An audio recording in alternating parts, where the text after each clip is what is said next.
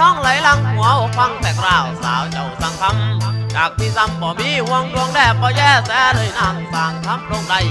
ใจคนแฝโอ้ยเป็นแผลนุ่มเราความสุขมีแต่เจ้าชายสองสุวรรณ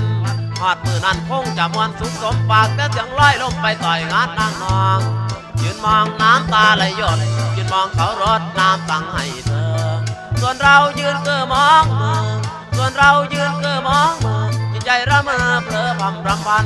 นอนปันเก้อละเมอน้ำเจ้าคำแสนรักคำปวดเรามันเป็นแปวบ่หายปันจุกลายลงละวางกลางใจสิมีไผมามองฟองแนมชายบ้างน้องในล่ะสิมาเอายาถ้าใจให้แน่บ่มีตั้งสิแก่คนแพ้อย่างผม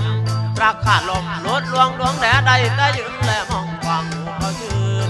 ยืนมองน้ำที่ไหลผ่านมันกับตะวันเมื่อผ่านที่ไปยะโสธรก่อนเคยใช้ไหลเหตุจะไหนเปลี่ยนไปโวคนคนจนอย่างพี่เขาผ่านให้หนูนงคลานจะบอกก็ทนนี่แหละรักของคนจนฟ้าไม่บันดลเหมือนคนเขารวย